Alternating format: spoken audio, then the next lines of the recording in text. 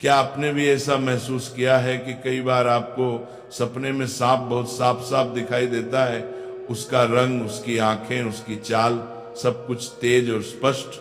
अगर हाँ, तो यह बात आपके लिए बेहद जरूरी है, क्योंकि सपनों में साफ दिखाई देने वाले सांप कोई साधारण सपना नहीं होता।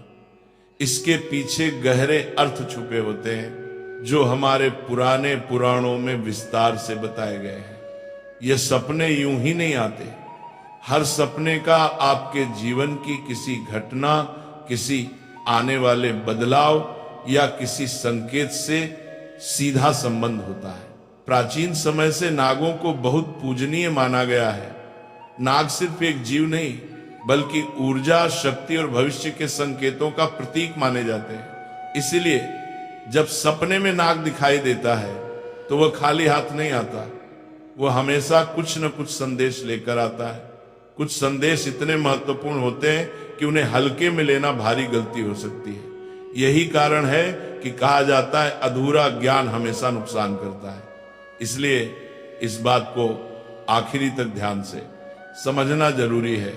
एक बार कैलाश पर्वत की ऊंची बर्फीली चोटियों में, जहां चारों ओर शांति थी, मंद हवा बह रही थी और वातावरण एकदम दिव्य लग रहा था, देवी पार्वती और भगवान शिव साथ बैठे हुए थे। वहीं देवी पार्वती ने शिव जी से एक चिंतन भरा प्रश्न पूछा, हे स्वामी, मनुष्य जो सपने देखते हैं उनका क्या अर्थ होता है? क्या सपनों के पीछे भी कोई संदेश छुपा होता है?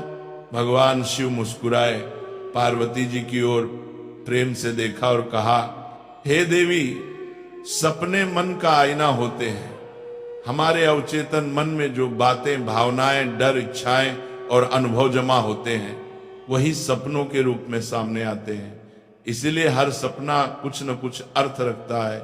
आने वाली घटनाओं की झलक भी सपने में दिख सकती है।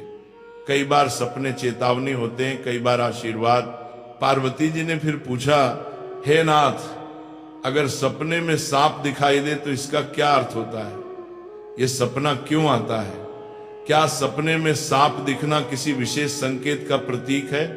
भगवान शिव ने गंभीर होकर कहा, हे पार्वती, सपने में सांप दिखना एक अत्यंत महत्वपूर्ण संकेत है। यह आने वाले समय के रहस्य को खोलने वाला सपना होता है। इसे समझाने से पहले मैं तुम्हें एक पुरानी कथा सुनाता हूं।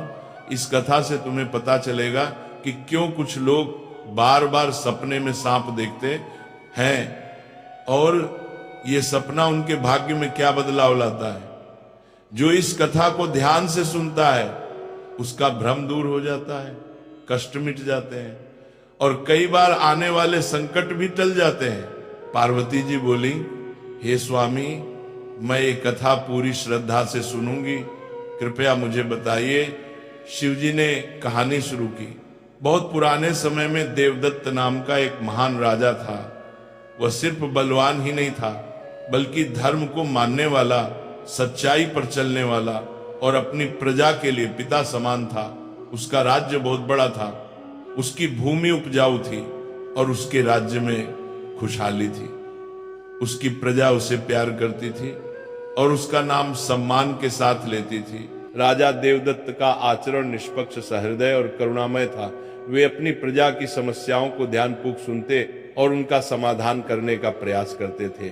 वे नियमित रूप से यज्ञ और धार्मिक अनुष्ठान करते थे और वे भगवान शिव के परम भक्त थे। राजा देवदत्त की रानी का नाम सुभद्रा था। सुभद्रा अत्यंत सौम्य, बुद्धिमान और राजा की हर स्थिति में साथ देने वाली थी। राजा और रानी की कोई संतान नहीं थी, जिससे वे कभी कभी चिंतित रहते थे।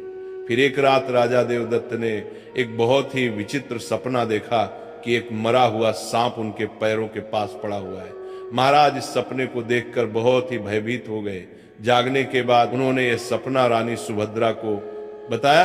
राजा देवदत्त ने चिंतित होकर रानी से पूछा, हे प्रिय, मैंने सपने में एक मरा हुआ सांप देखा है, इसका क्या अर्थ हो सकता है? रानी सुभद्रा ने राजा को दिलासा देते हुए कहा, हे स्वामी, सपने हमेशा किसी न किसी संदेश का प्रतीक होते हैं, किंतु सपनों का अर्थ जानने के लिए हमें किसी विद्वान राशि की सहायता लेनी चाहिए।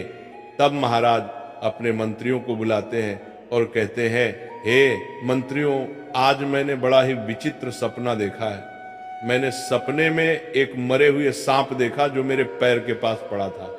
इस सपने का क्या अर्थ हो सकता है? तुम सब जाकर पता करो। तब सभी मंत्रीगण जाते हैं और नगर में निवास करने वाले अनेक ऋषि मुनियों से पूछते हैं, लेकिन कोई भी उन्हें इस सपने का अर्थ बता नहीं पाया। तो वह लौटकर आ गए और महाराज से कहने लगे, हे महाराज, हमारे राज्य में ऐसा कोई नहीं है जो आपके सपने का अर्थ समझा सके। फिर अन्य मंत्री महाराज के पास आता है और कहता है, हे महाराज, हमारे राज्य के पास स्थित जंगल में मुनि आस्तिक निवास करते हैं, जिन्होंने स्तर पर नाशक यज्ञ से समस्त नागों की रक्षा की थी। इसीलिए उन्हें नागों का रक्षक माना जाता है। हमें उन्हीं के पास जाना चाहिए, वे ही आपको आपके सपनों का अर्थ समझा सकते हैं। फिर महाराज देवदत्त ने आस्तिक मुनि के आश्रम पर जाने का निर्णय लिया। तब महाराज अपने सिपाहियों के साथ रथ में बैठकर आस्तिक मुनि के आश्रम पर जाते हैं। तब आस्तिक मुनि महाराज का स्वागत करते हुए पूछते हैं, हे राजन, मेरे आश्रम में आपका स्वागत है। कहो, आपकी क्या समस्या है? किस कारण से आपका हमारे आश्रम में आगमन हुआ है? तब महाराज देवदत्त कहते हैं, हे मुनिवर, मैं आपके पास एक सहायता मांगने के लिए आया हूँ। मैंने नागों का एक विचित्र स्वप्न देखा है, उसी का अर्थ जानने के लिए आपके पास आया हूँ। आस्तिक मुनि कहते हैं, हे राजन, आपने सर्पों के विषय में जो भी स्वप्न देखा है उसे निसंकोच होकर कहें। सपने में सांप देखने पर इसका कोई न कोई अर्थ अवश्य होता है। ये जो स्वप्न आपने देखा है उसे विस्तार से बताएं। महाराज देवदत्त आस्तिक मुनि से कहते हैं, हे मुनिवर, कल रात मैंने एक विचित्र स्वप्न देखा।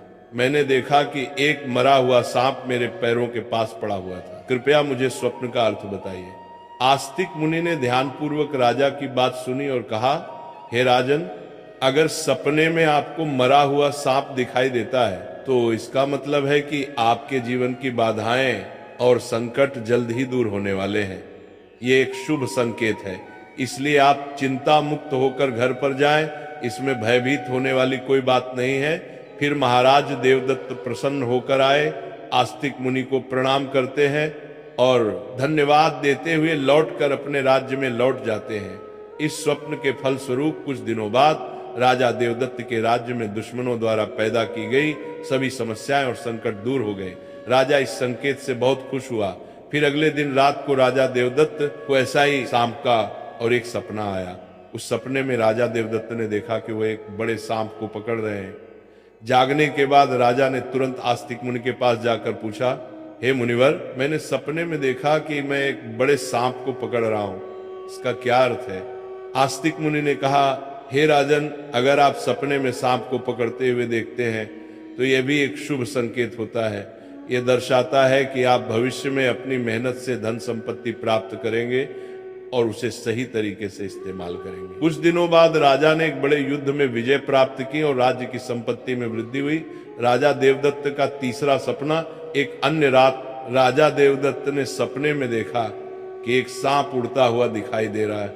जागने के बाद राजा ने तुरंत आस्तिक मुनि के पास जाकर पूछा, हे मुनिवर, मैंने सपने में एक उड़ता हुआ सांप देखा है, इसका क्या अर्थ है?